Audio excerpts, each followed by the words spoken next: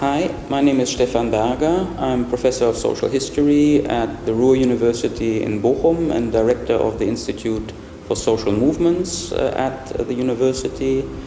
And I'm very much excited about social cohesion in Europe because I think that academics have a responsibility of renewing a positive vision of Europe today. Well, antagonistic memory has a lot to do with group identity. There is in antagonistic memory always an us, which is contrasted to a them, and the us and the them are constructed in an antagonistic way. So you have associated with the us usually moral categories that are good, and you have connected to the them moral categories that are usually bad or evil, so that the antagonism is between us equals good and them equals bad. I would say that that kind of antagonistic memory is probably very old, given that you can relate it to group identity as soon as you have groups identifying themselves against other groups.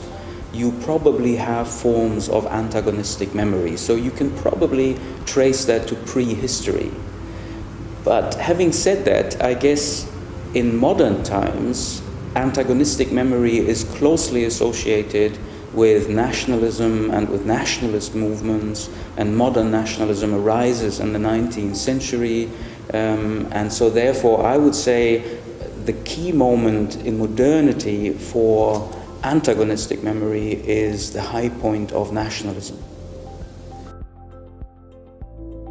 Emotions and passions are key to antagonistic memory.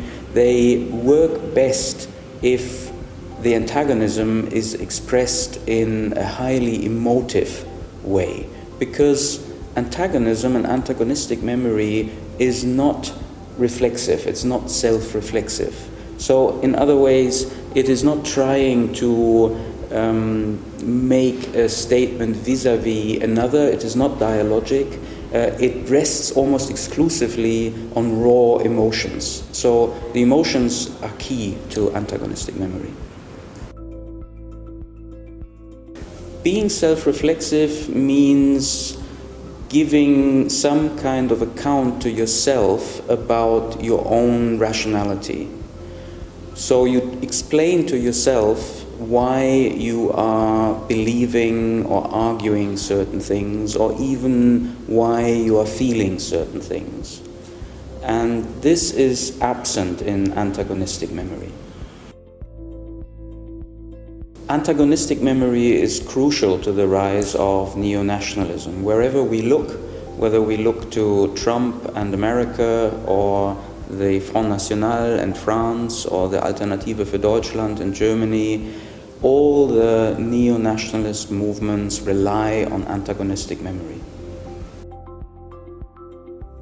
If we take the example of the Alternative für Deutschland, the AfD in Germany, you can see how they create a them out of the idea that there is a political elite that is betraying the people. And they create an us out of the people who are being betrayed. So they connect that with a memory of betrayal that goes back to the early history of the Federal Republic and finds particular moments in time where you have those betrayals of the people by the political elite who is today governing them. Usually the roles that are assigned in antagonistic memory work in a very binary way. You have heroes versus villains. Usually the heroes belong to the us and the villains belong to the them. And you also have constructions that means that the perpetrators are usually the them and the victims are usually the us. So depending on what narrative is being told in antagonistic memory, the us can be a victim or it can be a hero. It can also be a victim and a hero, but it is always positive. I think it is crucial for us to develop better understanding of antagonistic memory because of the importance of group identities. We see today in a variety of different contexts, nationalism, racism, religious hatred, that group identities and us is very important to a great number of people. And to better understand why these people feel the need to think in terms of us and them, why they are attracted to antagonistic memory, seems to be very important in order to understand these nationalist movements or these movements that are operating in racist manners or that are promoting religious hatred.